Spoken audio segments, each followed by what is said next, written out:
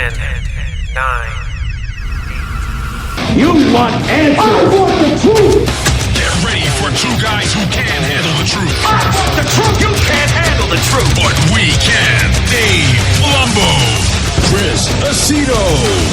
RxMuscle.com presents Heavy Muscle Radio. Welcome to another episode of Heavy Muscle Radio. I'm Dave Palumbo, and I'm joined, as always, by the technician, Chris Aceto, on this November 6th, 2017 afternoon, or I should say evening. And Chris, it was another busy week in bodybuilding, and everyone seems to be getting ready for these upcoming shows, which is the NPC Nationals, which is in 2 weeks. I know Steve Weinberger's NPC Eastern USA is the next weekend, or this coming weekend, I should say. And then the Ferrigno Legacy Classic is also the same weekend as the Nationals. And that'll be followed up by the San Marino Pro, which is going to be huge this year because not only are they having that pro division, but they're going to have an open, I guess you could say, it's not even sanctioned. It's an open division amateur show, which I think the top 3 or something like that in every division are getting pro cards. Some crazy thing like that. I don't know. More than that. People coming from all over. That show is going to retire. Open. What's his face is going to retire on that show? Yeah, John Enrico Pica. He was in the right place at the right time, man. When the clash of civilizations. You know, no one has big shows at the end of the year, and he happened to have the last show of the year, and he benefited from it. So yeah, so it's going to be good. It's good for everyone. I'm sending all my international clients there. I'm like, just go to San Marino. It's open this year. Anyone can do it. Because and you know this better than anyone because you help Masoom Butt in Pakistan. These guys, like in India and Pakistan and some of the Middle Eastern countries, they weren't allowed to go anywhere and compete. Like, you had to have the blessing of your country's, sanctioning body, and these guys controlled it. Like, had these guys on lockdown. They couldn't go do anything. And now it's just like, well, you know what? If you don't like your country, you just get in an airplane and fly someplace else. I'm not going to say it on the air, England. But I know people who won competitions. They won the national competition. I won't say it, like the English championships. And I'm not going to say who, Sassarati, who had to beg for their pro card. In other words, you know what I mean. At the USA, you get your pro card, and I know somebody. You get your pro card, you win, and that's it. There's no delay or we have to apply and see what the association over in Spain has to say, whether Raphael's going to take you or not. Yeah, Raphael pulled a few fast ones. I know a couple of your clients, right? But the pro card. Yeah, on that and has his thumb on the scale, or someone has their thumb on the scale in some countries where you win and you don't even get your pro card, or that country's federation seems to think you don't deserve a pro card. Yeah, we talked on the show a couple weeks ago in Canada. They have this couple guys at that Legacy Cup, the Ben Weider Legacy Cup, the super heavy turn pro, the heavy turn pro, and the oddness is those guys will struggle as pros because throw them into the Ferrigno Legacy and they'll get waxed, right? Yeah, I think so. Well, of course. In this lineup was the people who going into the Ferrigno show, somebody who just won their pro card from Canada and the supers and the heavies. Going up against Cedric McMillan and Brandon Curry, versus, let's say, somebody who won or has won multiple times the class and national level shows in Canada as a light heavy. They're really 212 guys. Yeah. So, the federation says, well, you didn't get your pro card.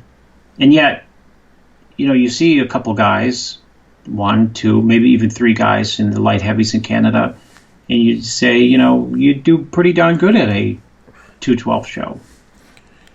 In other words, you'd be competitive as a pro, and yet the narrowness is thinking, well, we'll give pro cards, even though they do deserve them, to the super and heavy. And it goes back to what I said before. They get stingy with the pro cards. Let me ask you this question. I don't understand how it's like being stingy with customers. How can you grow a business if you don't have enough customers? How can you have a thriving professional league if you don't think let's give out lots of pro cards in bodybuilding? in bodybuilding. And that's what's pissed bodybuilders off for years is you have to, it's just so hard to get a pro card. And there's resentment because classic bodybuilders, how did you do in the Nationals? I got 16th 2 years ago, but I got in classic last year. I got third, so I got my pro card. Right. Yeah, I don't. That's what doesn't make sense to me. You're right. Well, you're right. You're right. If you're going to give it to these other divisions, you should give it to bodybuilding too. Resentment. And you got to remember that. Say what you want. Bikini's popular. Classic physique is popular. Men's physique. Classic bodybuilding is popular. Men's physique is popular. Without bodybuilding, they wouldn't be here, period. Well, I think what bothers me, and I don't care, like you said, I don't care if they give if they're going to give a lot of pro cards, because they're going to have a lot of pro shows and everything, that's fine, but they give out so many pro cards at the Masters Nationals and the Masters North Americans, and they don't give that many out to the open men. So it's like, what are the open men seeing? They're seeing all these guys in their 50s, 40s, even 35 and over turning pro way easier than the guys who are in their 20s and early 30s who have to do the USA or the Nationals, and they're given, one or two pro cards out per year. So it definitely is, it's unbalanced. And, you and I have said that the Junior Nationals and Junior USA should certainly give out a pro card, here or there to the men's bodybuilding. And they give it to every other division. I mean, why not give it to them just because in the 80s and 90s no one got a pro card for those people? They changed the rules. They started giving the women the pro cards, and now they're giving the men's physique and classic physique pro cards. So now you got to give the open bodybuilders also. I think it's only fair. It's going to discourage people from doing bodybuilding, and that's not what you want, because bodybuilding is the foundation of what this whole sport is built on. So yeah, it's great that you got a lot of classic physique guys, and that is kind of like bodybuilding, but we don't want to lose true open, hardcore men's bodybuilding, the sport that Arnold put on the map. So I think that you're right. I think that it's unbalanced in that sense. We actually this past week had an interview with Phil Klahar, who won the Weider Cup up there in Canada. He's from Tampa here, and he's a good example of a guy who said, screw it, I'm going to go up to Canada and compete. And his problem was he didn't have his citizenship here yet in place. So he had gone down to Aruba and competed, I guess, and didn't do that well. And he was told by one of the judges down there, hey, why don't you go up and do the Canada, show? And he went up there and he did well. You know who trained Phil? What's his name? Joel Stubbs. Oh, really? Joel Stubbs, who might have the greatest back of all time. He trained with Milos for a while. Yeah, you're right, he did. But Milos got his back up. I don't think he got his legs up, though. Well, I think he had an injury on his legs. Both. He tore both of them. That guy seriously could have been Mr. Olympia if he had legs, because he did have the best back in bodybuilding. You know that. Yeah, no, and he had very, very good condition too. Just he could make Ronnie Coleman's back look small, and I don't think anyone could do that. I mean, that's how good his back was. And the guy was a pilot. He's still a pilot. I said to Phil. Was he from Jamaica originally? Yeah. NASA would call him the Jamaican Baxilla. That's Jamaican Batman. Yeah. You know what the funny thing is about Joel? Phil ran into him in the airport. I said, was he flying the plane home? He's like, I thought he might. He didn't have his pilot's cup. I think he flies for Jamaica Airlines or something like that. And but he trains a lot of athletes, I guess, too. So Phil started working with him, and they decided to go up there to Canada, and Joel was up there with him, and he got the pro card. Nice guy, Phil. You got to watch, if you haven't seen the interview, watch the Phil Klahar interview on Live With on our channel. Also, probably the most popular show we had this past week, and people have been hawking me and driving me crazy for this show for I can't even figure out how long, was the Iron Debate with Milos Sarcev and the mad scientist there, Ameen Alai. Dave, if you back up the tapes of like 3 years ago, 5 years ago, I used to joke that we need to have a guru summit. Yeah. Maybe 8 years ago, I said we need to have a guru summit. It was before Instagram, before a lot of these things. And I used to kid, when you'd say who'd be there? Well, you would mention, let's say, this Phil Klahar trained with the Jamaican Baxilla guy. What's his name? Joel Stubbs. And I'd call Joel Stubbs, rightfully so, a guru. And then I would say, we'll have to have him at the Guru Summit. And the next week we'd talk about so and so helping so and so, and I'd make fun and say we have to have him at the Guru Summit so I can pick his brain, or we can make fun of him or something. And now you do have the Guru Summit. You have a class. Yeah, I do. I mean, that's kind of like the Guru Summit that. Well, it would be nice if I can get a whole bunch of gurus and make it a whole week, week long of seminars. It's a summit. That's what I wanted to do. That's what I really wanted to do. It's a summit in that the people who leave the class become coaches or gurus. True. I'm a guru nurturer. No, but my original idea was to get you. About is the Insulin show. Yeah, but my original idea was to get, and our idea was to get all the gurus to appear at the seminar, like a summit where we all sit down and we have like. Well, Robin wanted me to trash Hanny, and remember he wanted me to go on to have a guru summit. Oh, right. They want to have the guru debate, right? Yeah, but that was No, but we did some guru shows where we had like what's his name, the guy from Queens. Thackeray, right? We had Thackeray on, and who else did we have on? Chad. We've had people on, but I thought it would be Chopra. We had Deepak Chopra. Who do I call Deepak Chopra? Ty Green's so guru. Who? We didn't have George on. No, who used to work with? Like Oscar on. Yeah, I call him. That was the show we had Oscar and Thackeray on, and it was and me and you. That was a great show. That was a great show. But I thought if we can get like 8 or 9 gurus out to like one location and hold like we could do almost like 3 days of seminars with these guys. People would pay a lot of money. A mafia movie, Dave. Somebody might come in and do a shoot us. Somebody from Kuwait or something may just take us out. Chad's gone, Annie's gone, I'm gone, you're Wipe out all the competition, yeah. The Godfather. We'll have to have like some. Who can we hire to do security for us? There's got to be some bodybuilders out there who do security. Mel would be the normal. Yeah, I'd have to get Mel. Mel could run security. Mel would be to go get the Hells Angels out there and Hells Angels to protect us from the camel crew. That's funny. Good stuff. You're on fire. So today. you had the Insulin show. It was the Insulin show. What made me think of that is I've been saying for like 4 years. I said you have to have a show on insulin, but if you have one, you have to have Milos on. Yeah, Chris, you're breaking up a little bit. I don't know if you're talking with the microphone. I hear a little static. The interesting thing about the Insulin show was it was supposed to be like 3 or 4 questions worth of iron debate, but you know what happens once Milos starts talking about insulin.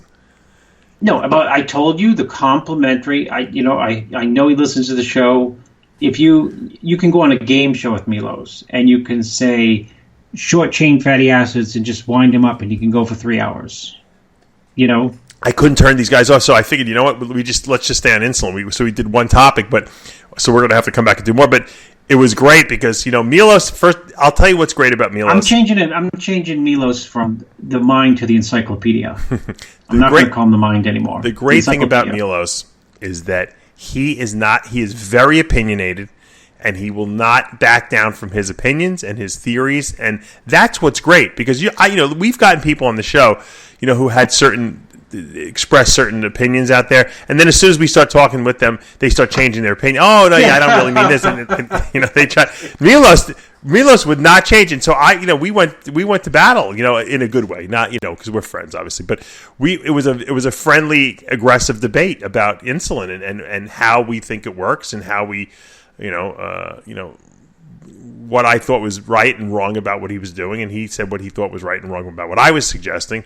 And you guys can watch it and make your own decision. Ameen Alai was kind of like the voice of reason. He was, I would say, he's probably agreeing with me a lot more than with Milos, because Milos has got some extreme theories about insulin. And you want to build a lot of muscle, Dave. It takes extreme thoughts. But I love Milos because he's not afraid to lay it online. So it was good. It was good TV. I think a lot of people liked it. It's getting a lot of action on the YouTube channel. So. I haven't seen it yet, but I'm going to watch it. No, you'll get a kick out of it. You got to watch it. Well, I did summarize it before the show started. how I thought it may go down. You pretty much predicted exactly how it would go down. And I knew how it would go down too. But I just I was prepared. I told him beforehand. I said, Milos, we're going to do the show. No, we're not gonna be mad at each other after this because we're gonna definitely disagree with each other. But that's what's gonna make the show interesting. I said, sure, because people want to hear both my theories and your theories, and if they clash, good, let them. I said, it doesn't matter. We'll do another show. We'll go out to eat. Next time I see it, it's not. Don't get insulted. He goes, no. Milos doesn't get insulted by anything, so it's good. So it was, and like I said, Ameen was kind of like he kind of smoothed everything out. He was like the guy. He was explaining things. Him and Sid could almost sound like they could have like a weekly talk show with each other because they're both so well spoken. Right. I got people calling me. I got Bader calling me. Are we on live? Got Bader calling me on. Isn't this crazy? Because now you have. I don't even know how to turn it off. You have. People can call you on WhatsApp now. Yeah. And they can call you on Facebook. So now when the phone rings, you don't know who the hell's calling from where. It could be anywhere in the world. This guy's not going to give up. Who's calling you? I have random people call me. They think that, put him on the show live. Tell him, hey, you're on the show live. Right, I got him on. No, it could be your father, so. No, my father's not calling me on Facebook. I don't think my father doesn't even know what Facebook is. My father doesn't even know that there's an internet. Well, neither did George W. Bush. Oh my god! This guy who called me, he's calling me from like one of these Scandinavian countries, which it has to be right because. But it's got to be like 4 a.m. there. Well, it's 11:40 at night here because this is the only time me and you can do the show. Yeah, because we need peace and quiet. What I heard that I give melatonin to everyone and say I'm going to do the radio show. I heard, it's been this past weekend was daylight savings, of course, and we got an extra hour of sleep last night. But yeah, right. What was the? I heard that some places in Massachusetts are not doing daylight savings. They decided we're not doing it.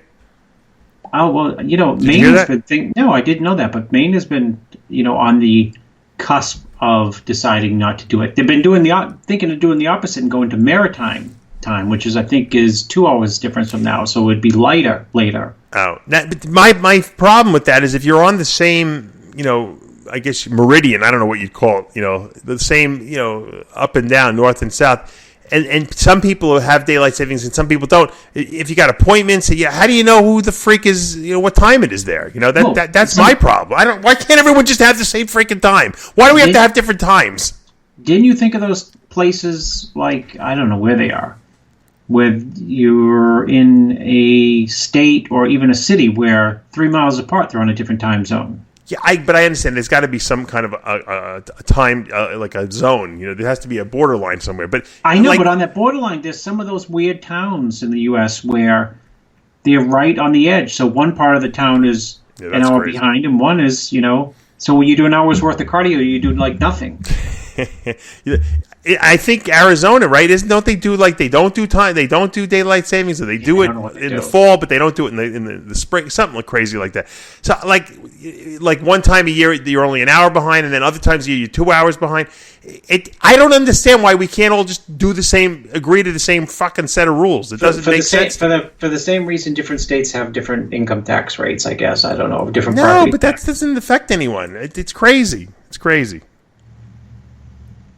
So someone's calling you from Scandinavia. Yeah, but it's like 4 a.m. Wait a minute, that's illegal, right? To talk bodybuilding in Scandinavia. I don't know about that. But, oh my god, that's funny. That's why. What's his face? Who's the kid? One of these Arab guys. I keep my memory, dude. Someone I help who lives in Abu Dhabi. He's Dubai. He is from Sweden. And when I asked him, why do you live in Dubai, even though he's Swedish 100%, even though he's Arab descent, and he said because bodybuilding is illegal in Sweden. Yeah, I'm getting. I know I mentioned this last week, but I've been getting a million people, and most of them are guys who have no money. They want to go to. How do I get in touch with Bader? I'm like, look, I'm not Beta's secretary here. If Beta wants me to field, people for him, then he'll tell me. But until that time, you guys got to just contact me yourself. I don't know. Contact him on Instagram. I don't get. We got to get together, and I told you like a little application, like a rental. I have a rental application we can use, and we can just cross out where it says rental, but it could say like Kuwait application. You can put your name, address, social security number, where you live, and then we can change, like, instead of where you work, you know, how many pounds do you want to gain this year? You know, get a physician to sign off on it, of course.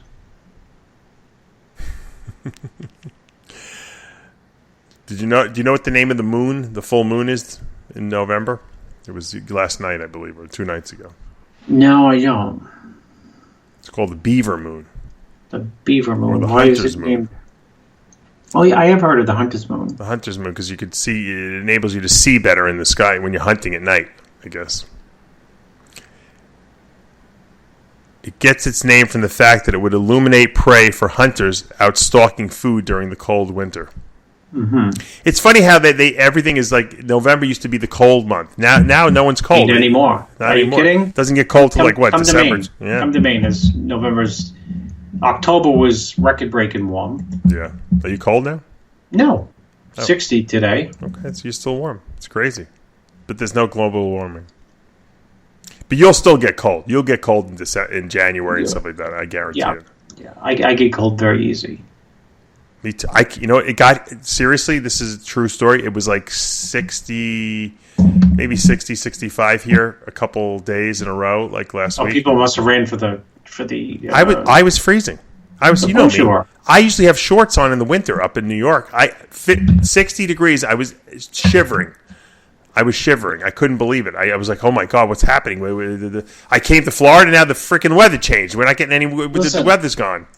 I can remember going to Florida for like the first time. Oh, Steve Blackman paid for the trip, actually. So it must have been... I gave Chris his first chance.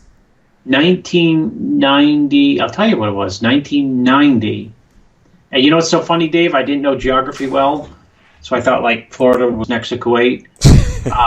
And when I landed, I went from Boston to Fort Lauderdale and sat on the runway forever. We were waiting to fly to Miami. I'm sorry, we landed in Miami and waiting to fly to Fort Lauderdale on a jet. Do you know how long it took to go up and down? How long? Like a minute and a half.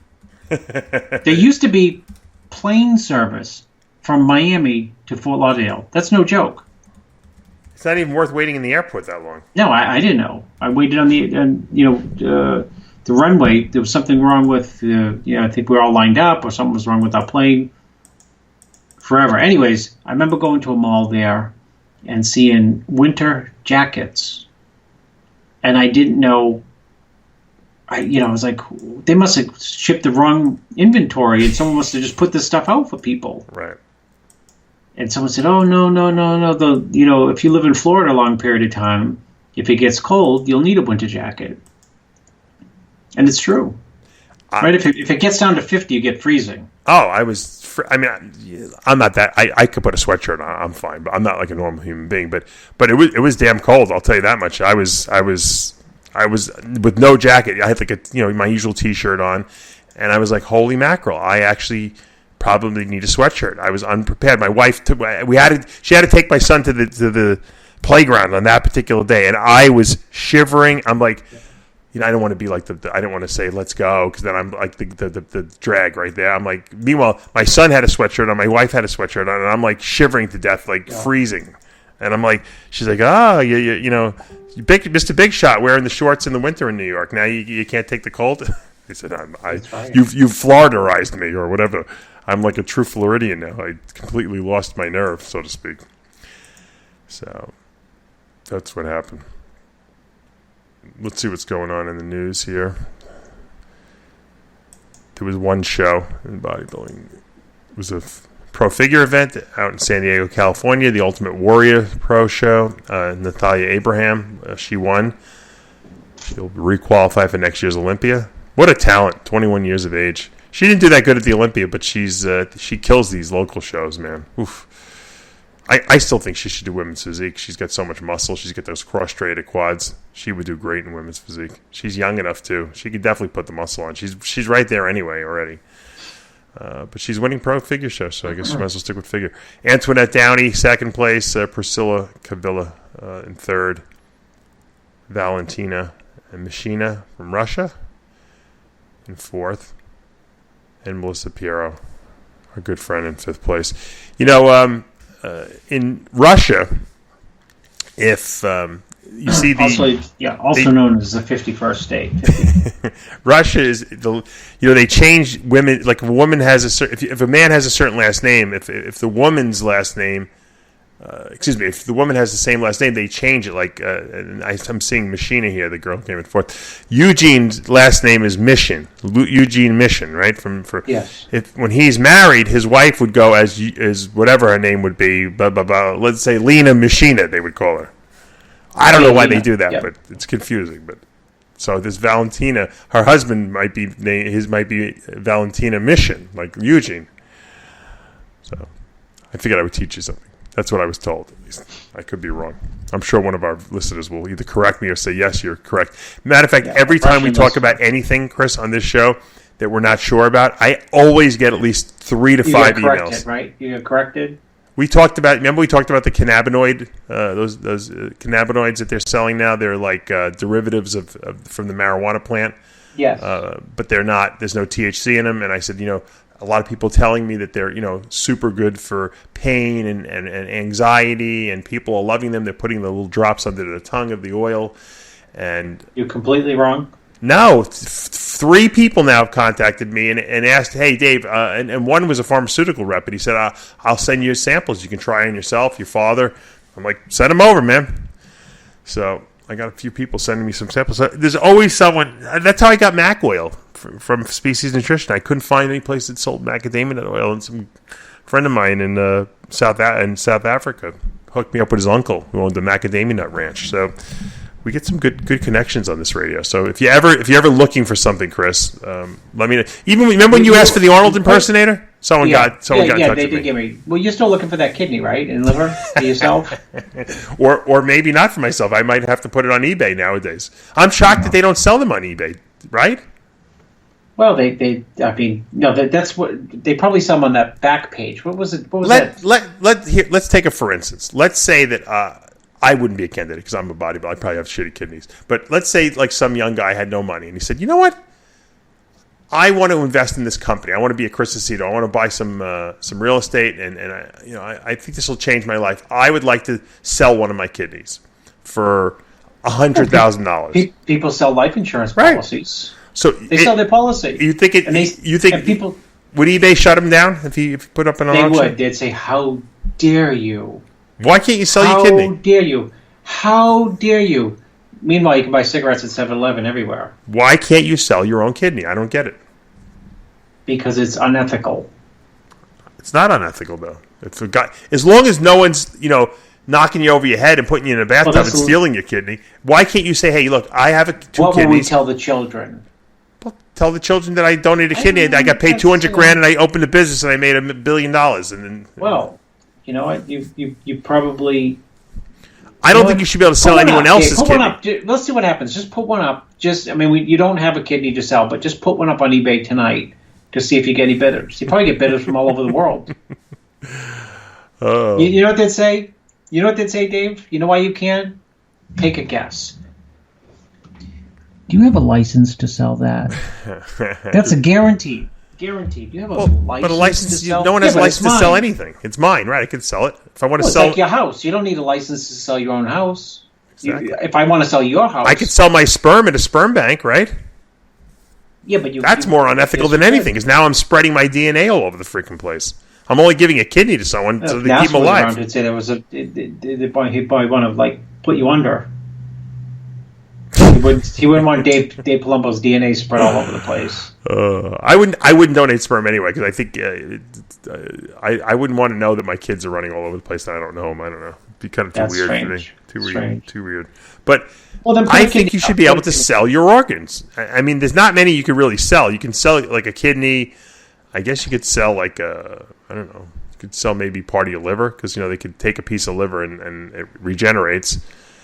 You could probably people sell their blood, right? No, I know Sperm. it. Listen, I know it is insulting. Women sell their eggs. Well, women sell their men their bodies. So women sell their breast milk. In Las Vegas. You know that? No, I didn't know that. Yeah, you can buy breast milk. That's the next big. That's going to be the next big craze in bodybuilders are trying to gain muscle. Drink women's breast milk. Look, I don't think I think it's kind of weird, but if you want to sell a kidney, why not? This way, if I know any bodybuilders out here need kidneys, let me know. I'll put it out there on the radio show, and if anyone out there wants to make a few bucks, we'll broker the deal. We'll take. Is it unethical to take a commission on that, Chris?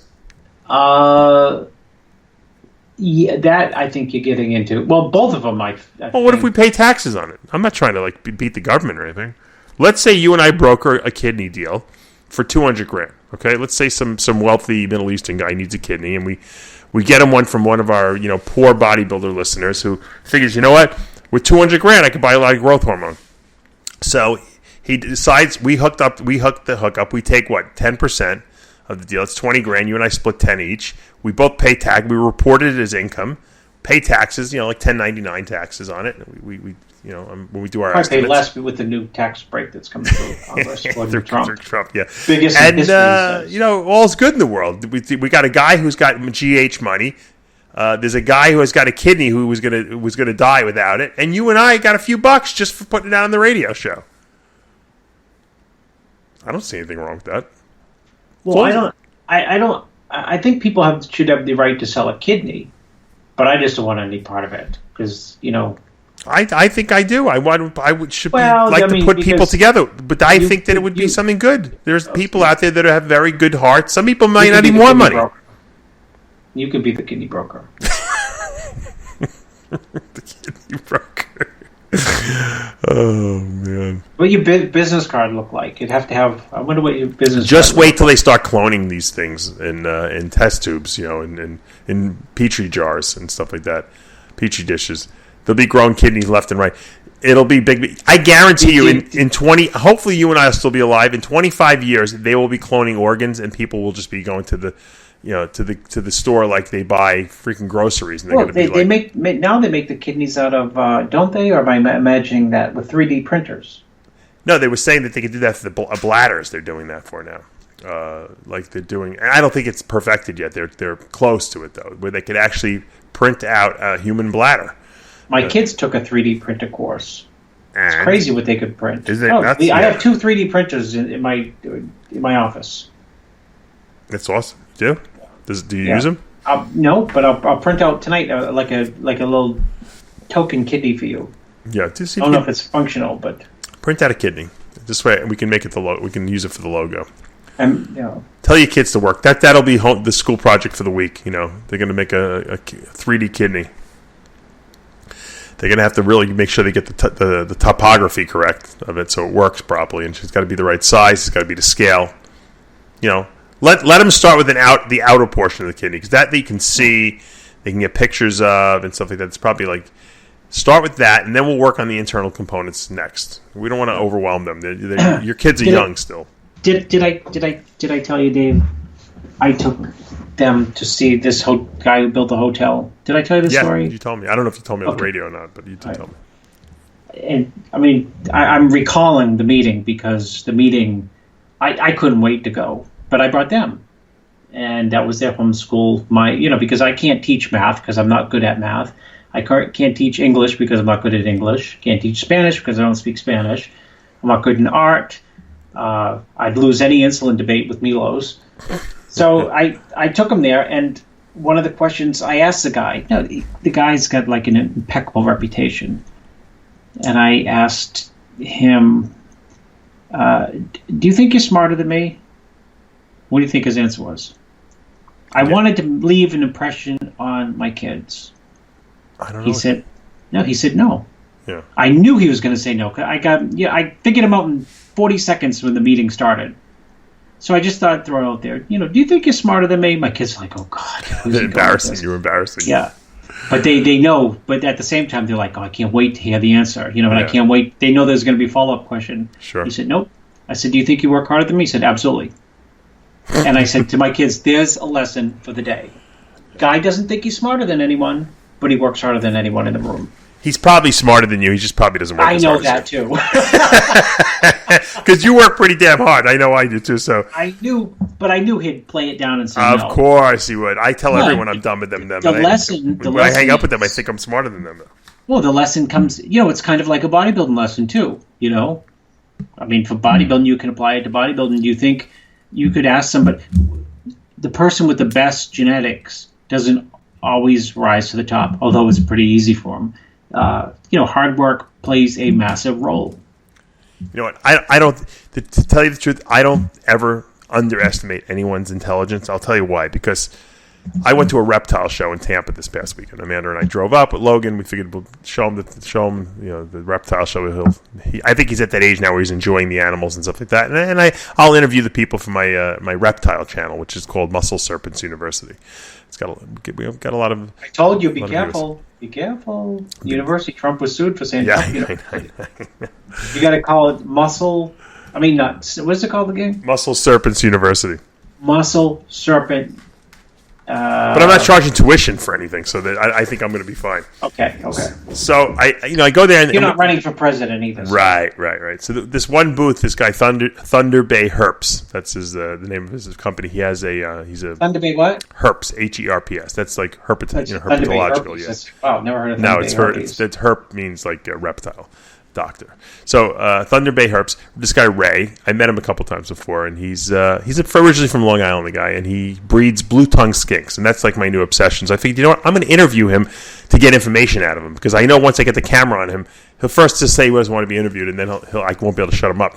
So that's exactly what I did. And and my son was sitting down with my wife. They had like a little area there where kids can color and stuff like that, because they know that they totally anticipate this. It was great. So I was talking and this guy Ray kept running over to me because we were like right next to his booth, and he was showing me new animals, and he's into plants now, and he was showing me these air plants, and I was like, this fucking guy's a genius. He's a mad scientist. He's out of his mind. He's like Milos. But this guy has so much information in him that I can't even believe it. I'm like totally impressed. And if you just talk to him for 2 seconds, you think he was a complete lunatic. Because Sure. And probably, most of the reptile breeders you would think would be a complete lunatic. But then when you actually listen to them, they have a lot. And once again, being smart is not just about having knowledge in your head that you've been, because you and I have been formally educated, so we have a certain amount of knowledge in our head. But then there's something called experience, and you can't take away experience. The importance of it. Obviously, when you put both together, you get a very solid, a very dangerous, in terms of an intellectual person, because they have the knowledge and the experience, but. Experience is huge, especially in anything where you're coaching, reptile breeding, anything that requires years and years and years of practice over, because you're observing. And when you observe something, from going on, sometimes you have better insights than the people who actually have all the book smarts. Oh, you know that, Dave. I can add to that. Okay. I can add and complement my 12-year-old all at once. Let's go back to the hotel guy. Okay. Is he a builder? I mean, is he architect? Nope. Does he know about plumbing? Nope. Does he know about electrical work? Nope. Does he know? These are the questions my kids ask him. Right. Essentially, in a roundabout way. Does he know about city planning? Nope. He has to hire people for all that. He doesn't know how to do anything. Seriously, dead serious. And my 12-year-old said, "Well, you're like a daydreamer." And I said, "This is unbelievable. That is, in other words, you have a vision, right?" And any little, when you go on the airplane and you open up those little magazines, they always have these little plaques of posters that you can put in your office on, like the vision is more important than blah blah blah blah. And the guy is a visionary. He doesn't know how to do anything hotel wise. He doesn't know how to do the banking part of it. He had to hire people out to do all that stuff. That's awesome. But the idea that the 12-year-old said, "Oh, so you're like a daydreamer." I said, "That's He loved it. He said, "Yeah, I'm a daydreamer." So I put on my business card. You kids like that? They're like, "That sounds like a great job." Yeah, just sit around and come up with ideas. Yeah. But what he didn't say is what he had to do to get to the point where he could just be a visionary. Yeah, that's right. He was probably mopping up floors before that. While he was envisioning what he wanted to do. A friend of mine who used to help out with my dad's house and my houses back. Speaking of people take care of houses back in New York, my friend Louie texted me the other day. He goes, "Did you see your dad's house on on Very Zillow. close. I mean, Zillow. Yeah. Was it for sale or sold? Sold. Well, I had already sold my dad's house. I they sold tear it it down? I sold it to a builder. I'm going to send you. I couldn't believe it. I didn't recognize it. They gutted the entire house and they gutted the whole property. Like they pulled every tree out and they put a fence around it. They put sod and they changed everything inside. It's so unbelievable. If I didn't live there for 30, And they did it for how long? How long did it take them? 2 months. Are you serious? Yeah. If I didn't live there for 40 years, Chris, I wouldn't have been able to figure out from the pictures like where things used to be and what they. What are they selling it for now? I got 405 for that house for my dad. Now What do they sell it that for? was tremendous because it was in terrible Yeah, condition. you told me. They're selling it for $680,000. Oh, not bad. Quick flip. They put a lot of money into it. And Yeah, they're not making a fortune on it, but they're they're making a But lot.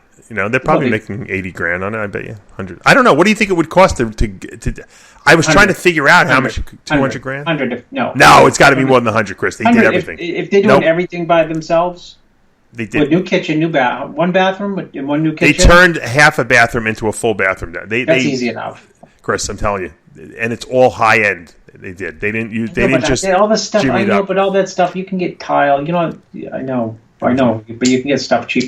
It's the labor that costs money. Wood floors throughout. The electricity had to be redone. The roof. It was everything. They tore up. I couldn't believe it. I was like, I was like almost like, holy shit! I live in this house now. You know what? Can you do, Dave? Why don't you get your father, tape him, say, hey, Dad, what do you think of this house? A piece of shit.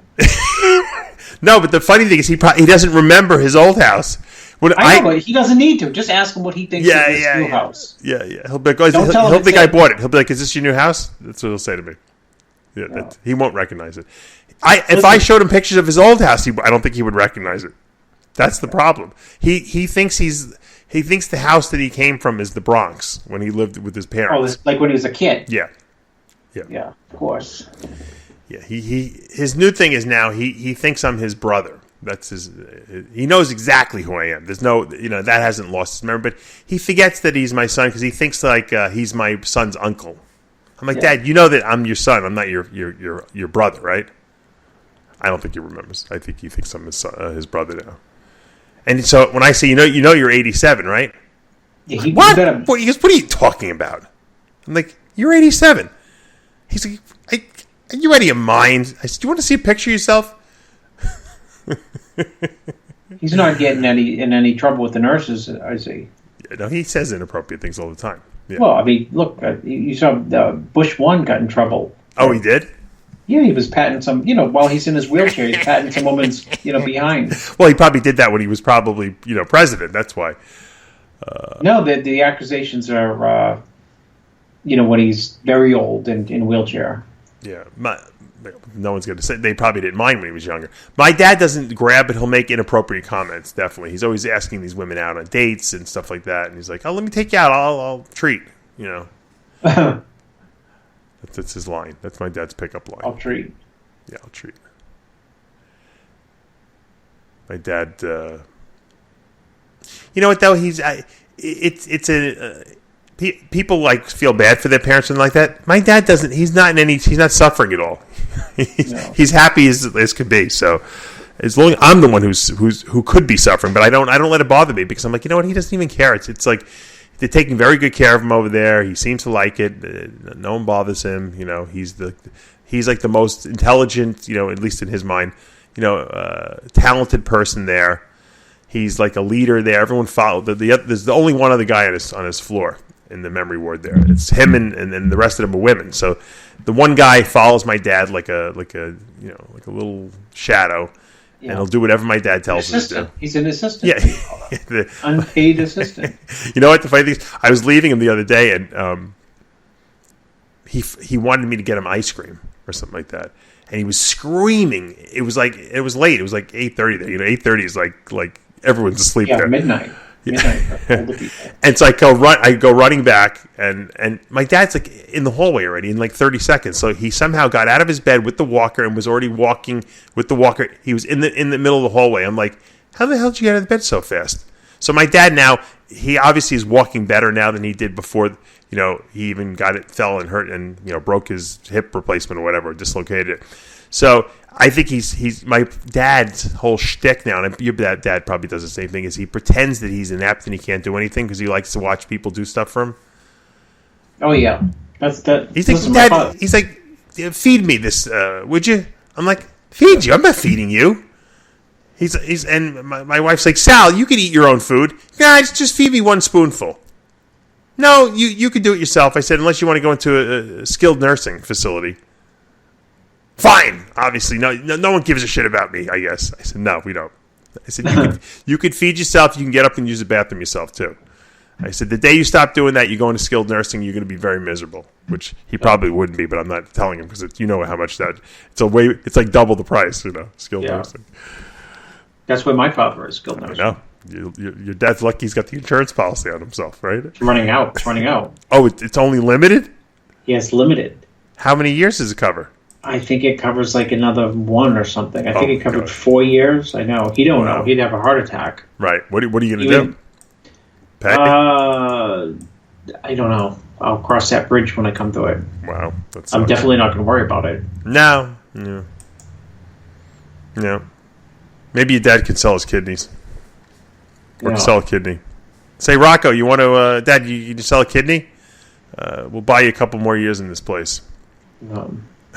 He don't bring him back to your house. No. His business that he had a retail business with a couple apartments. Right. And I check the MLS every single day. I check like you're checking for snakes. Yeah. And I see it come on the market for sale, right? Oh, really? And when he was selling it, I told him don't sell it. Mm-hmm. It was like just a long time ago. I can't remember. So here he is, with dementia, and I go visit him the other day with my mother, and I tell my mother, the business is for sale, and she said, how much? And I tell her, and she gets pissed because she knows that I told them to keep it, Right. And he thought it was too stressful to keep. There was the only stress was in his head. There's no stress in keeping something that's paying the bills. Sure. I mean, you could have run it, right? Oh, it runs itself. Mm-hmm. How about that? You don't even need anyone to run it. Right. Just the running it. You know what the running it is? Open up the envelope, taking the check out that people are paying you, and depositing it. You know what I mean? Because he had no mortgage on it. Oh my God. So if something goes wrong with it, you just call someone. Why didn't you buy it from him? Good question. Because I would be able to sell it today for what it's going to sell for today, and he would resent that, and my siblings would resent it too. So you too. didn't want to even get involved. It would create problems. I got you. You know what? So he's never mentioned that, Dave, in 20 years. It comes on the MLS like 2 days ago. I go to visit him 2 days after it comes on the MLS. I sit down with him. First thing out of his mouth is, I wonder what's happening with the business. Oh, he remembered. That's good. And my mother says, it's for sale. And she wants to, she's pissed right. because it's selling for like a lot more than he sold it for. Right. And I said, what would you sell it for? And I don't know what he said, like, $390. And I said, I think they're selling for like $395. He goes, oh, I should have kept it. 20 years later. Oh, I should have kept it. Yeah. Should have kept it. He would have had a heart attack if I told him to sell it for $1 million. Yeah. Oh, is it really that much more? Wow. Yeah. 3 times what he paid. Wow. Or 2.5 times what he sold it for. Shit. Well, you could always put him in that apartment. But, the new owner put in a whopping 0 into it. I bet over 20 years. I'm sure. You could put him in the apartment for the Bedbug guy, right? Because you're kicking him out. Jesus Christ, Chris! You know me. The bugs, they come out at night, not during the day. God damn it! That was the Academy Award of audio that I sent you. I have it. I can play it. I don't know where the good parts are. I don't know because I might get. I don't want to get in trouble. But it's the Bedbug guy. We've played the tapes before. He was like, Chris was kicking him out, and this guy's screaming like, Chris, fuck you, man! Give me a break. Yeah, I've been there for 16 fucking years. My 16 bathroom, fucking my bathroom, years. seriously. Chris, you know the bugs are not coming from my apartment. Oh, my God. You want to play it, Dave? I don't even know. I could play, but I don't know. I think I got to go to the end of it, right? Because I think the end is better. No, it's like 4 minutes. It's like 8 minutes. It's all funny Let me to me. play some of the end part. Hold on.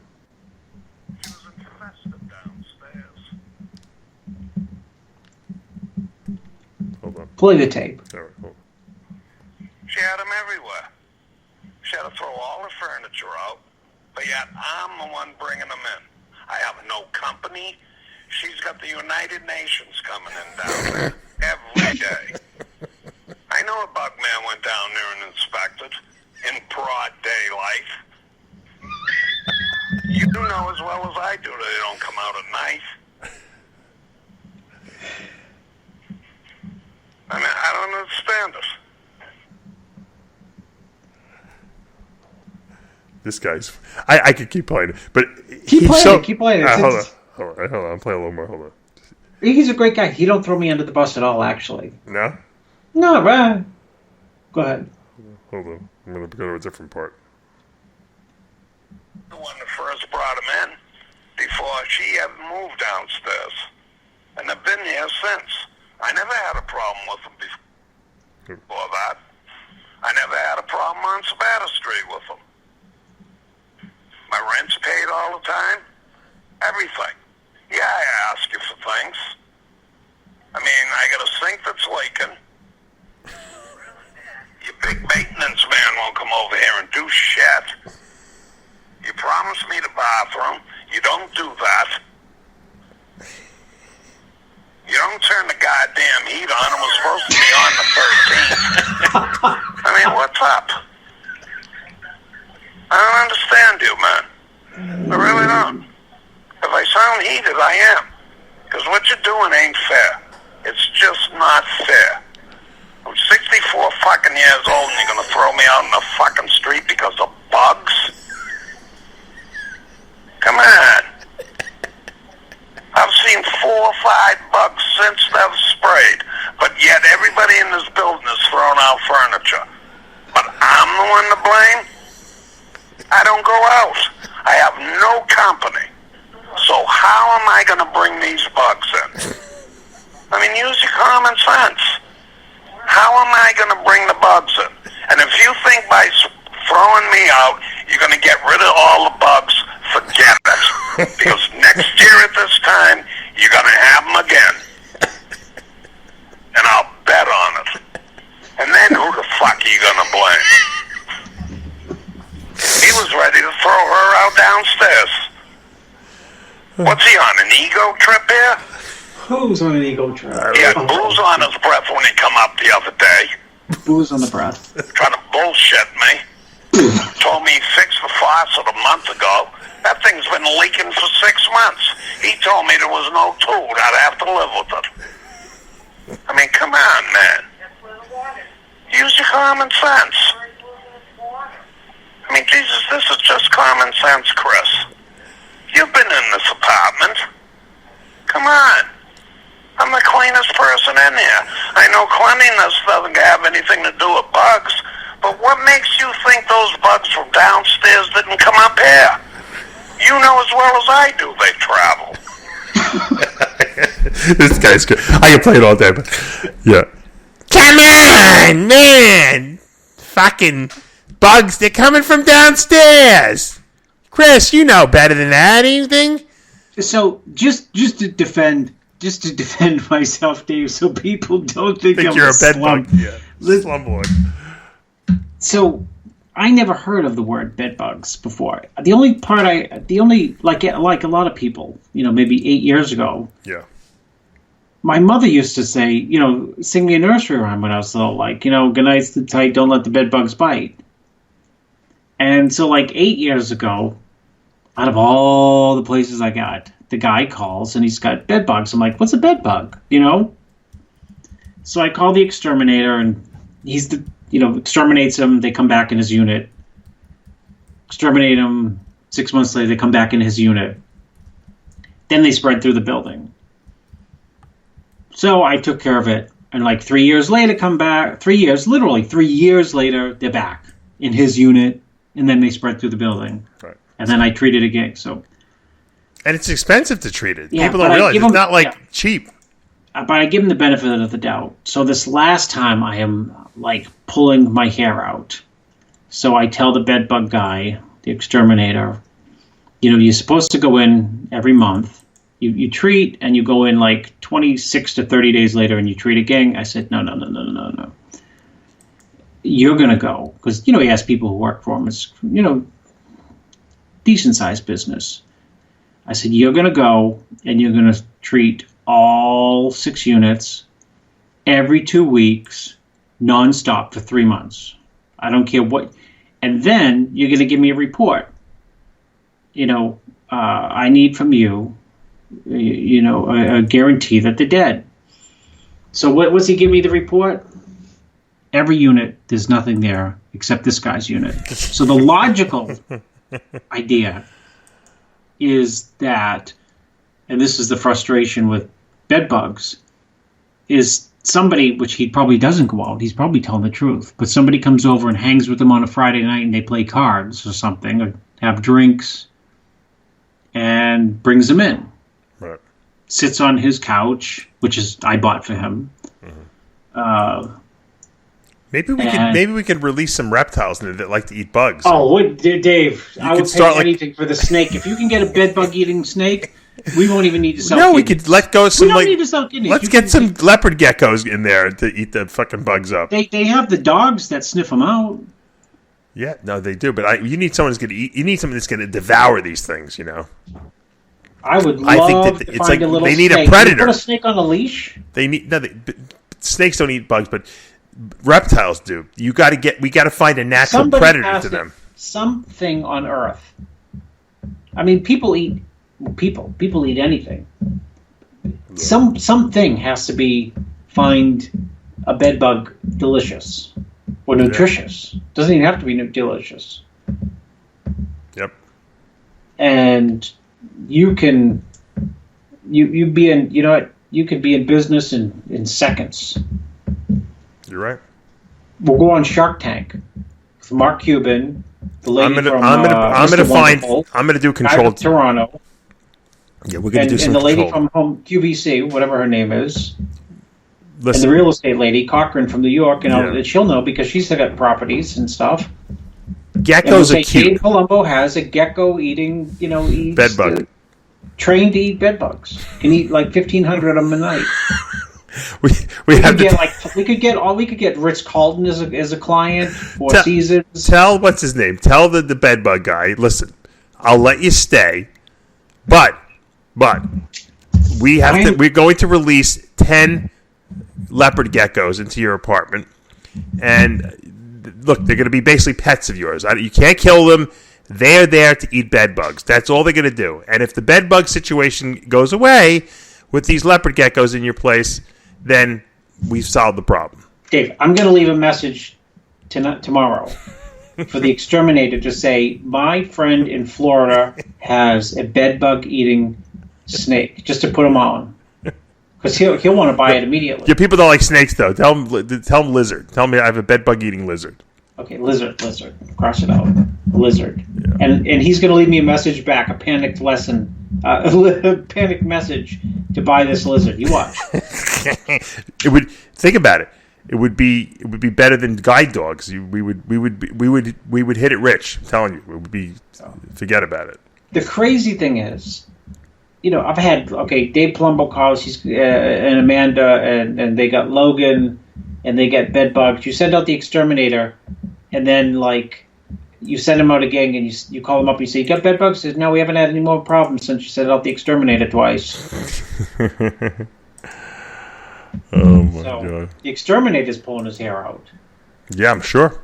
Well, he doesn't care. He's making money every time he goes there and sprays. No, because I don't berate him, but I berate him in the idea of and that's where he gets defensive and says, "No, this is called a reinfection." Someone is coming back in, and he'll give it. He'll throw it right back at me. He said, "Have you had bed bugs in this building, that building, this? No, not the building. An apartment here. Yeah, I've had it. Okay, look at your invoice." you get. Did they come back? Nope. We're not treating every single unit. Right. I think that you get the little old lady. You don't get the little old lady message where she's. Look, I have little anoles. They're like little lizards that run all over my garage and my snake room downstairs because they just get in. They're all over Florida. People know. Those little brown little lizards. They're tiny. Yeah. Those would probably be better because they kind of then you don't really see them. Leopard geckos are a little too big, but those little things, I guarantee they would suck up those bed bugs in no time because those things are. There's no bed bugs down here in Florida, because we got lizards down here eating them. You guys need some lizards released up there. I'm going to Google bed bugs. They got to have bed bugs in Florida. I'm going to Google bed bugs Florida hotels. You probably get a list of. Maybe that's where I'm going to start selling the lizards to, because I think that's the answer to the problem. But that guy's. We should definitely get him on the show one of these days. I think you should get him on live with. It'd be great. Yeah. I'll ask him about his experiences with Chris Aceto. Bader may hire him as a consultant. He'll put him up. He'll buy the apartment building next door to yours, and he'll put him up there just to make sure he keeps the bed bugs coming to your apartment because they can travel right from like one building to another. You heard him. He said the guy told me you should know that they can travel. He knows it. This guy sounds like he should be working for the Exterminator. He seems like he knows more about bed bugs than anyone does. Bed bugs are a problem in these Florida cities. I just Googled it. Hopefully not my city. Well, could be an advertisement for. Yeah, the best was when that guy first called you. This was a couple years ago, and he was complaining about the bed bugs. Like now he's in defense of it because it seems like he's the source of them. But before he was screaming at you, right? Remember? God damn it, Chris! I got the bugs in my apartment again. Can't you fucking get these fucking bed bugs out of my? Now he's like, look, it's not mine. Like he's like trying to like backpedal now. On the whole thing. What? He backpedaled like 2 days later. I should have sent you the message. He said, "There's no bugs here. There's no bugs here," because I gave him a 30-day notice. Right. Are you going through with now, it? of course, I have to go. I have to like, where is he gonna? Yeah. Do you feel bad for him because it's winter? Yeah, of course I do. He's a good guy. No, he seems like a decent guy. He's got a radio voice too. He's got a good radio voice. He's got the good accent too. Tell him, look, we got to get rid of this thing. So we got to get rid of these bugs. We're sending my friend from Florida is sending in the cavalry. Go Joe Chariot. Joe Chariot will just say I burned the building down. We'll do insurance. We'll get the insurance on it.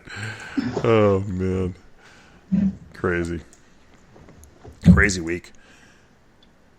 I did a very interesting. A lot of people ask me about growth hormone all the time and how it works. I did a rant on growth hormone. If you guys haven't seen that either, you might want to get over to the RX Muscle site or the RX Muscle YouTube channel. I talk about that also this past week. And what else do we have that I wanted to mention? Oh, quote of the week. I got a quote of the week. Oh, we haven't had one for a while. Yeah, I know. I thought this was just really cool because it's interesting. You know how people say that the mind heals? And I actually was listening to a seminar where they actually were showing that, I don't know, did I talk about this where they were doing knee? No, I think I told my wife this. They did these knee surgeries. They said that, the power of the mind to heal is so strong that they said, let's do an experiment, and we're going to do one surgery a certain way to the knee where they're going to cut some cartilage, and the other way they're going to just go in there and clean it up, but they're not going to you're not going to change anything. And they wanted to see if anything would come out differently. And so the woman who was who was talking to the surgeon and helping design the study said, wait a second, you have to have a control group. He's like, what do you mean control group? She's like, you have to have a placebo. You have to have one where you actually do surgery, but you don't do anything in there. He's like, I'm a surgeon. I fix things. She's like, you can't do it. You can't do a study without that. So what they did was they had they taped the surgery, someone else's surgery, and and what they did was when the person was the control group, when these guys were getting the surgery on their knee, they actually made an incision on their knee, and the people were like kind of up, I guess they were in twilight or whatever, and they showed the surgery to them up on the screen, but they weren't seeing their own surgery. So they thought they got their knee scoped and cleaned out or whatever. And what they found afterwards was on the recovery of all three groups, the One way where they did it, where they just cleaned it up. The second way, they actually made some cuts and changed the shape of the cartilage. And then the third group, they didn't do anything to. It was basically a complete control group. All three groups got the exact same results. They all got better, and they all felt better and improved their lifestyle. Exactly the same, no deviation. And that's pretty crazy, right? That if people think that they had surgery to correct something, and it actually does. And when they did MRI follow-ups, Chris, they found that the cartilage had regrown and some of the defects had fixed themselves in these people that had nothing done to them surgically. Don't you think if you went to a doctor for a checkup and he said, we found a tumor? Oh, I'd be fucking. Palumbo, I'd be dead in a week. You would see you at the Miami Nationals and say, "What the hell happened to Dave? He's gone downhill so fast." I just went to the Guru seminar. Right. So this quote of the week is kind of in the same light of that, and it was by one of these motivational speakers, and he said, "Someone asked me recently, is there any limitation to the body's ability to heal?" And I said, none. No. Other than the belief that you hold. And he said, then why aren't people growing new limbs? And I said, because no one believes they can. The belief that you have and what you believe and what your thoughts are what your reality is. And that's the truth of the matter. And I believe that. I totally believe that we believe that we can't do certain things, and that's why we don't accomplish them, or that's why we don't heal, or that's why we don't, And I think a lot of people have that impediment to money. They think that they just can't make enough money, and so they'll never make enough money. It's like it sounds so easy and so contrived, but you know what? I've seen it over and over and over again. People who just can't succeed, and then other people who just believe that they can do it and they do it. Look, I'll give Howard Stern. I saw an interview with him. I was watching old interviews with him, and he had gone on the Conan O'Brien show in 1997. He had the #1 movie out. And Conan said, Howard, where did the title the King of All Media come from? He's like, I made it up. He's like, you made it up? He goes, yeah, I made it up in 1991 or something like that. I said, I'm just going to call myself the King of All Media. People will probably make fun of me, and they'll think it's ridiculous. But after a while, I think they're going to accept it. And that's exactly what happened. He said, after a while, people started calling me the King of All Media. And then all of a sudden, I wrote a best-selling book. I had the #1 radio show, and now I have the #1 movie. So I guess I am the King of All Media. So he, just by calling himself that, he became the King of All Media. And I think that's, and Howard Stern was a guy who, people said this guy's a loser, he's going to fail, he's nuts, he's in poor taste, and I mean, it's amazing, right? I mean, but he believed it. So, the power of your thoughts. I'm speechless that I agree with it so much. Because look, I'll take your life, because I'm sure when you first started buying real estate, you didn't think you were going to be doing it. Hey, this is going to be my full-time job. I mean, you wanted to believe it would be, and you loved it so much, and you just nurtured it and thought about it all the time. You still do, and that's your job. I mean, yeah, you make money coaching, but it's not paying your bills. It's paying for your trip to Hawaii. So the bottom line is, do what you love. Don't worry about the outcome. Just keep doing it, and keep it in your mind, and be obsessed about it, and you'll succeed. And same thing with bodybuilding. I certainly didn't have the greatest genetics in bodybuilding, but I was very successful because I that's all I thought about it. There was no doubt that I was going to succeed in bodybuilding.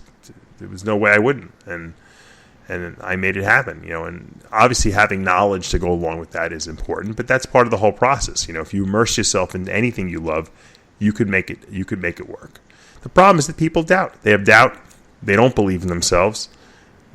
One thing goes wrong and they give up, and they're like, I knew it, and then that's what their body acts on, that doubt, that fear. So that's the quote of the week. Believe that you can grow that limb back, because if you do, you will.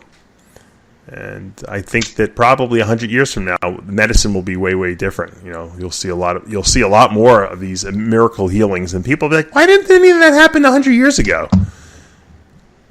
I don't know.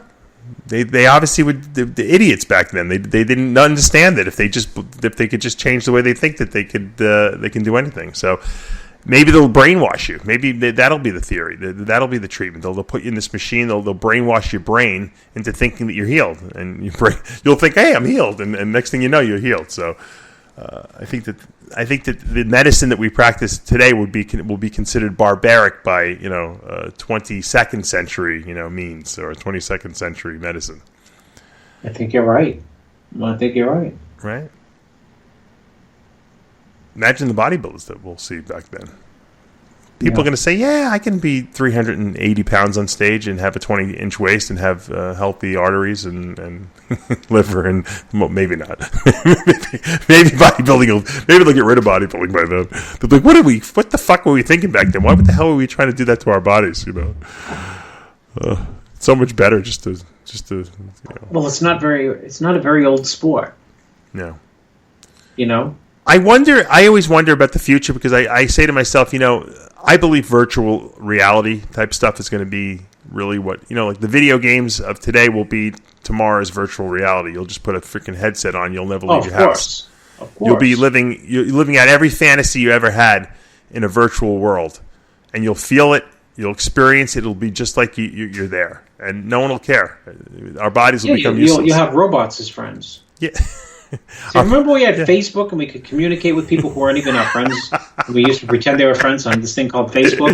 Now you'll just have tons of robots in your house who are all your friends. No one will ever. People won't want to have relationships. What do I want to deal with another person for? Because I have to freaking. Oh my god! All the emotional turmoil, and I can just you can program your robots to Yep. You'll be able to swab your cheek and take those cells and clone yourself, and you'll have kids and stuff like that. Oh, look, I got kids. They look exactly like me. My DNA clones. And it'll be a brave new world, as Aldous Huxley said. Did you ever read that book, Brave New World? No, I never read it. I'm surprised. Back when we were going to school in the 80s, that was I thought it was required reading. Oh, I would have just read the Cliff Notes. Yeah. My kids asked me what the Cliff Notes were. Do they know Cliff Notes? Do they still they're have in this? homeschool. No, because they're reading something, and I said I'll go get the Cliff Notes to it. That's funny. Do you make them read literature, like certain books? Do they have to read? I take them to the hotel guide. That's my wife's job. Right, but does she make them like, you got to read Huckleberry Finn and all that stuff? They read a lot of biographies. Right. On people. I think. I mean, that's they're not reading Huckleberry Finn. I think Huckleberry Finn's banned at some school districts. Yeah, I don't know why. It's so stupid. Who knows? Banning books. Burning books. Remember when they used to burn books? Bible Belt, areas? Yeah. So ridiculous. Huckleberry Finn. I just, I told my 4-year-old, he threw a book today. I said, don't ever throw a book. Yeah, my dad would go crazy too if I ever did that. It's like there's sacrilegious. Something important. Yeah. I said there's something important in that book, even if it's his little little. Well, he was throwing like a little kids book, little nighttime book. Yeah. My son hit me with the golf club today. Not a real golf club, like his little plastic golf clubs. He thought it was hysterically funny. You hit him back? No, my wife would probably kill me if I did. So I had to tell him that that's not good. I make him give Daddy a kiss. You don't hit people with these clubs. We only hit the balls, And hopefully he learns. He's at that stage. My dad told me when I was a kid that when he would have to wrestle with me at night to tire me out to get me to go to sleep. My son is at that stage. I don't know if when my father was doing it, because my dad can't remember anything anymore, but my son loves to I have to run with him. He runs up and down the hallways, and we wrestle on the floor. He jumps on top of me, and he helps me stretch on the floor. He'll push my back down, and then he jumps on my back, and we have this whole routine. It goes on. It doesn't tire him out though, right? It does tire him out. You out. It tires me out probably more than him, but after an hour of this, he's my wife's like, all right, Logan, we're going to go into the crib, and she's got all these little rituals for him. You got to pick this up and put your bottle in the refrigerator, and and he's got the whole little thing. I'm going to kiss your feet now, and you're gonna lay in bed. Get him ready. Get him ready for bed. That's right. And then if you get him ready, you don't know all those rituals. No, that's why I hang up there, because I know come December when my wife gives birth and she's taking care of the baby, I'm going to be up there. I got to know the rituals because I got to get him to sleep. Otherwise I'm going to get. Wait to the first time you're. You having a boy, right? Girl. Oh, girl, I thought you were having a boy. Well, doesn't matter. Wait till your wife leaves you with like a 2 and a 4-year-old. Will they be 2 and 4 or something? She'll like never that? leave me alone. She'll never leave me alone. You will feel like you will do this. You will become bewildered and say like, because you can't handle 2 of them. Man can't at the beginning. You have no idea how to, and you say like, how on earth do they? What am I supposed to do? One's going this way, one's going the other way. One needs to eat, one needs to go to bed, one needs to sleep, one just wet their pants. Yeah. And you don't know what to do. Yeah, that should be fun. My wife used to come home from. She was getting her master's degree, and my job was to like put them to. I was supposed to like put them to bed. Right. I can't tell you how many times on a Tuesday or Thursday. They were still up when she got home? Yeah, but guess who conked out? You. Yeah, so they were like running around the house. Oh my God, she must have screamed at you. And I just like, just stay awake 5 minutes longer. I just couldn't, I'd start reading those books, Mary Had a Little Lamb. That's funny. Yeah, that's what I get to look forward to. We'll see. Yeah, it is. At first, it seems like the first couple months are always it seemed to be the hardest when I talk to people, and then you fall into some kind of a masochistic rhythm, and you kind of figure it all out. So I'm not going to get too bent out of shape. You got to give up sleep, and give up the idea that you can never save a dime. Yeah, I'll never. Yeah, it's true. I'll never be able to do another 11 o'clock radio show probably once that happens. So we'll see. We'll probably have to go back to the early wee hour morning ones. We'll see. We can do 3 a.m. Yeah. No, you may have to do a radio show at Milos, for the first month. They'd be like 9-hour shows. We won't even get past 2 topics. All right. I think that's enough. Remember, guys, your imagination, your thoughts truly do create your reality. So make sure you pick them wisely. Think about what you want. Get rid of the thoughts you don't want. And you really can accomplish anything. And on that note, we're out of time. Until next week, remember, with Heavy Muscle Radio, the truth hurts. Good night, everyone. 911!